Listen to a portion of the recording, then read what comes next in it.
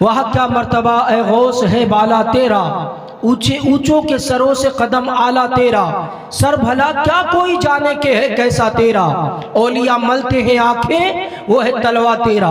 हजरात फिर बरेली के इमाम एक और फिक्र देते हैं, तुझसे दर दर से सग और सग से है मुझको निस्बत, मेरी गर्दन में भी है दूर का डोरा तेरा।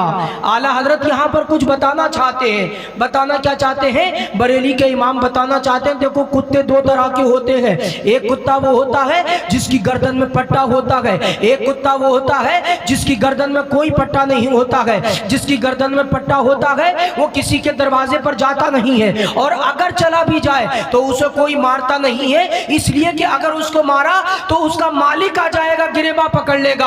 और जो आवारा कुत्ता होता है जिसकी गर्दन में कोई पट्टा नहीं होता है, उसे जो चाहता है मारता है, जो चाहता है भगा देता है। लेकिन मेरे भाइयों ऐसा नहीं होता उसके साथ जिसकी गर्दन में पट्टा होता है। ये दुनिया के कुत्तों का मामला है। कल मैदान क़यामत होगा, नफ्सी नफ्सी का आलम होगा, न बाप बेटे का होगा, न बेटा बाप का होगा। ऐसे आलम में इंसान भी दो तरह के होंगे, एक वहाबी होगा, एक देवबंदी होगा, एक सुन्नी मुसलमान होगा, एक मुसलमान होगा, एक गैर मुस्लिम होगा। यकीन जानिए मुसलमान कौन होंगे? अल्हम्दुलिल्लाह हमारी गर्दन में पट्टा होगा। कभी बगदाद के शहंशाह गौस आजम का, कभी हजरत ख्वाजा पिया का, कभी साबिर पाक का, कभी मखदूम अशरफ सिमनानी का, कभी हजरत साबिर पाक का। मैं आपको बताना चाहता हूँ, जरा तवज्जो के साथ सुने। हजरत गौस आजम के नाम का पट्टा होगा, हजरत ख्वाजा पिया के नाम का पट्टा होगा, हजरत गौस आजम के नाम का पट्टा होगा। और कुछ इंसान ऐसे होंगे जिनकी गर्दन में कोई पट्टा नहीं होगा,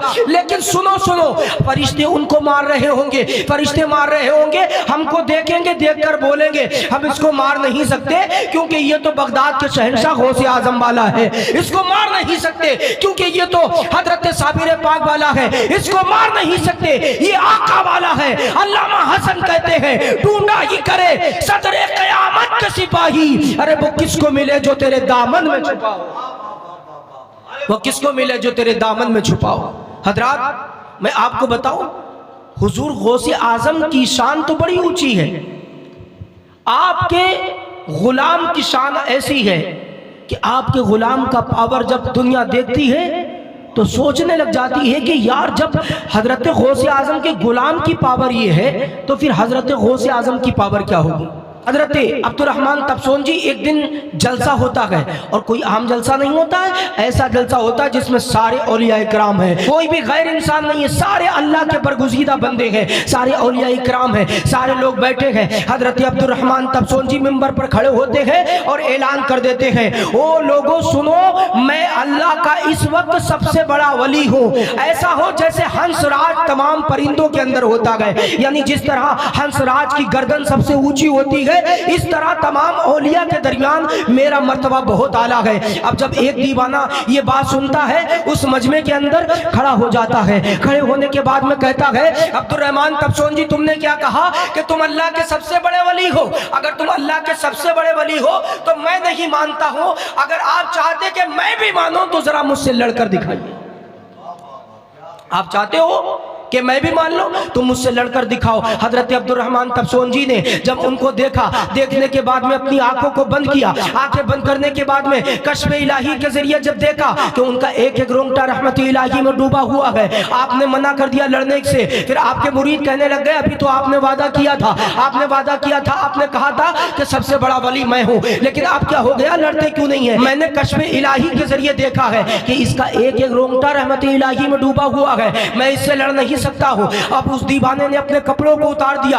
उतारने के बाद में अब्दुर्रहमान तबसोंजी कहते हैं, अपने कपड़ों को पहन लीजिए, कपड़ों को पहन लीजिए। वो दीवाना कहता है, जिस कपड़े को एक बार उतार दे फिर जिंदगी में कभी उस कपड़े को दोबारा हाथ नहीं लगाता है। हजरत अब्दुर्रहमान विनती करने लग जाते हैं, बार बार कहते हैं, अब देखो इनकी पावर देखो, इनका नाम क्या है, अभी मैं आगे आपको बताऊंगा। इन्होंने वहीं से अपनी सौजा को आवाज दिया और कहने लगे, फातिमा आपका शोहर आपसे कपड़े तलब طلب کرتا ہے. 3 میل کی دوری پر آپ کا گھر ہے, وہیں سے آپ کی بیوی ولیہ ہے, وہیں سے ہاتھ بڑھا دیتی ہے. ہاتھ پورے گلاب کے ساتھ میں کپڑوں کے ساتھ آیا. حضرت عبد الرحمن تبسون جی دیکھ رہے ہیں. اس دیوانے نے کپڑے لیے اور لینے کے بعد میں پہن لیے, اور پہننے کے بعد میں کہا تم تو بہت بڑے اللہ کے ولی معلوم ہوتے ہو, تم کون ہو, نام کیا ہے؟ کہنے لگے میں کوئی بہت بڑا اللہ کا ولی نہیں ہوں, میرا نام احمد ہے. پھر کہا کون ہو؟ کہا آپ نے کہا میں اللہ کا سب سے بڑا ولی ہوں, لیکن میری بات سنو, میں بغداد کے شہنشاہ غوث اعظم کے در کا کتا ہوں. اللہ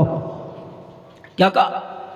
بغداد کے شہنشاہ غوث اعظم کے در کا کتا ہوں. جب اتنا جملہ سنا حضرت عبد الرحمن تبسون جی نے تو کہا میں 11 سال سے اللہ کے قرب میں جا رہا ہوں, لیکن کبھی بغداد کے شہنشاہ نظر تو نہیں آئے.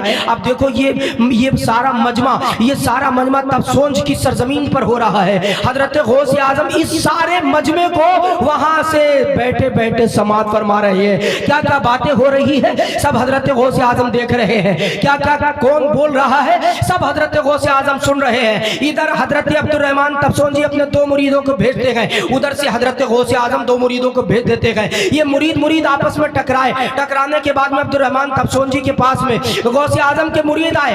آنے کے بعد میں غوث اعظم کے مریدوں نے ایک ایسی بات کہہ دی کہ حضرت عبد الرحمن تبسون جی گھٹنے پر گر گئے اور کہنے لگے صدقتا یا شیخ عبد القادر جیلانی, آپ سچ کہتے ہو, اے شیخ عبد القادر جیلانی آپ سچ کہہ رہے ہو. کیا سنا ایسا؟ سنا یہ تھا غوث اعظم کے 2 مرید یہ کہہ رہے تھے کہ عبد الرحمن تبسون جی فلاں شب اللہ کی بارگاہ میں جب سارے اولیاء اکرام تھے آپ بھی گئے تھے, سب کو الگ الگ کلر کے کپڑے دیے گئے تھے, سب کو الگ الگ کلر کا جوڑا دیا گیا تھا, لیکن جو جوڑا آپ کو دیا تھا اس کا کلر تمہیں بغداد کا شہنشاہ غوث اعظم بتاتا ہے. سبحان اللہ, بغداد کا شہنشاہ غوث اعظم بتاتا ہے. حضرت غوث اعظم کے مرید یہ بات بتاتے ہیں کہ اس دن جو آپ کو کپڑا ملا تھا اس کا کلر ہرا تھا, جس پر سونے کے قلم سے سونے کے پانی سے لکھا تھا قل هو اللہ احد اللہ صمد. یہ پوری صورت لکھی تھی.